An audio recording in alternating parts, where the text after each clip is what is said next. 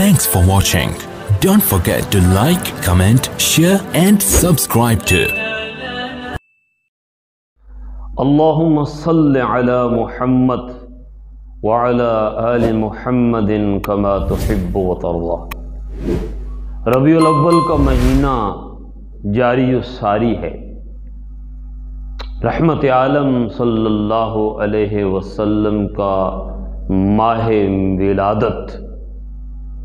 آپ کی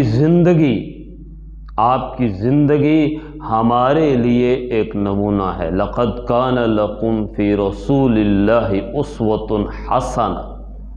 قرآن نے بالکل واضح طور پہ کہہ دیا ہے، اے اہل ایمان، محمد صلی اللہ علیہ وآلہ وسلم کی زندگی تمہارے لیے بہترین نمونہ ہے۔ حضور اکرم صلی اللہ علیہ وسلم کی زندگی کا ایک پہلو بحیثیت داعی، آپ داعی صرف نہیں تھے بلکہ داعی اعظم صلی اللہ علیہ وسلم تھے۔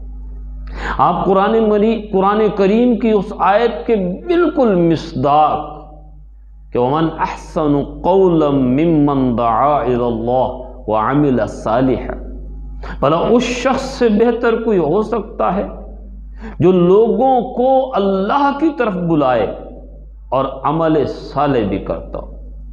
یہاں یہ پیغام دے رہی ہے قرآن کریم کی یہ آیت کہ ایک داعی کے لیے یہ ضروری ہے کہ اس کا عمل صالح ہونا چاہیے، اس کا کردار نکھرا ہونا چاہیے، اس کا کریکٹر 2 اور 2 4 کی طرح ہونا چاہیے، امانت داری کے اعتبار سے، سچ کے اعتبار سے، عہد کو وفا کرنے کے اعتبار سے، لوگوں کے معاملات کے ساتھ بہتر انداز سے چلنے کے حساب سے۔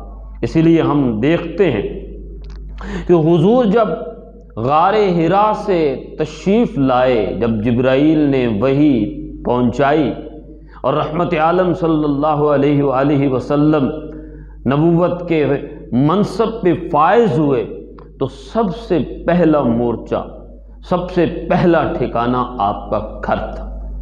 آپ جب گھر تشریف لائے تو آپ کے گھر میں آپ کے سامنے آپ کی زوجہ حضرت خدیجہ رضی اللہ تعالی عنہا موجود تھی۔ جی ہاں، وہ خدیجہ جس نے آپ کے ساتھ 15 سال زندگی کے صبح و شام کے دن رات کے گزارے۔ ایک بیوی سے بہتر مرد کو کوئی نہیں جان سکتا، اس کی چال ڈھال، اس کا اٹھنا بیٹھنا، اس کے دن رات، اس کے تمام معاملات کو جتنا بیوی جانتی ہے کوئی نہیں جان سکتا۔ چنانچہ رحمت عالم صلی اللہ علیہ وسلم نے اپنی دعوت پیش کرتے ہوئے خدیجہ سے جب یہ کہا کہ ایک فرشتہ انسانی شکل میں آج میرے پاس آیا ہے اور وہ مجھے یہ پیغام دے گیا ہے کہ اللہ نے آپ کو اپنا رسول، اپنا نبی بنایا۔ خدیجۃ الکبریٰ رضی اللہ تعالی عنہا، جنہوں نے 15 سال گزارے تھے، انہوں نے ایک لمحے کے لیے بھی یہ نہیں کہا کہ اے محمد بن عبداللہ، آپ کو کوئی وہم ہو گیا ہے، آپ کو کوئی خواب آیا ہے، آپ کسی سے مشورہ کر لیں، ہو سکتا ہے کوئی وسوسہ آپ کے اندر پیدا ہو گیا ہو، کچھ دیر صبر کر لیں، کسی اور دن دیکھ لیں کہ وہ دوبارہ آئے تو یقین ہو سکتا ہے، کسی اور سے معلومات لے لیں۔ خدیجۃ الکبریٰ رضی اللہ تعالی عنہا نے ایک لمحے کے لیے نہ سوچا اور نہ اس طرح کا جملہ کہا، بلکہ واضح طور پہ یہ الفاظ ادا کیے، اشہد انک رسول اللہ، میں اس بات کی گواہی دیتی ہوں کہ آپ اللہ کے رسول ہیں۔ لیکن اگلی بات اس سے بھی کمال کی کہ کس بنیاد پہ خدیجہ نے رسالت کو قبول کر لیا۔ 15 سالہ اس زندگی کے اندر کیا حضور کا چہرہ خوبصورت تھا اس بنیاد پر؟ کوئی شک نہیں کہ چہرہ تو آپ کا بہت خوبصورت تھا۔ کیا آپ کے چہرے مبارک پہ چمکتی داڑھی اور چمکتے بال تھے؟ اس میں کوئی شک نہیں کہ اپنے حسن کے اندر نکھار پیدا کرنے والی دونوں چیزیں تھیں۔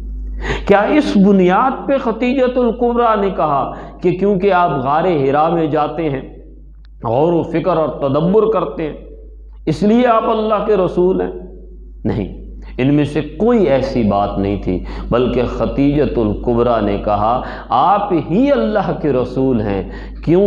کہ اس لیے کہ آپ نے کبھی جھوٹ نہیں بولا، آپ نے کبھی کسی کا حق نہیں مارا، آپ نے کبھی کسی کے ساتھ زیادتی نہیں کی، آپ نے کبھی خیانت نہیں کی، آپ نے ہمیشہ غریبوں کا ہاتھ تھاما، آپ نے ہمیشہ یتیموں کے سروں پہ ہاتھ رکھا۔ اس بنیاد پر میں اس بات کی گواہی دیتی ہوں کہ آپ اللہ کے رسول ہیں صلی اللہ علیہ وسلم۔ چنانچہ یہاں یہ پیغام مل رہا ہے کہ آپ کا وہ جو 40 سالہ دور گزرا ہے اعلان نبوت سے قبل، جو اس سے پہلے بھی بیان ہو چکا ہے کہ جو معاملات کا دور تھا، جو دنیا داری کا دور تھا، جس میں رسالت کا اعلان، نبوت کا اعلان نہیں ہوا تھا، اس 40 سالہ دور میں آپ نے ایسے خوبصورت معاملات دکھائے، ایسے بلند اخلاق دکھائے کہ خدیجۃ الکبریٰ بغیر سوچے سمجھے آپ پر ایمان لے آئی،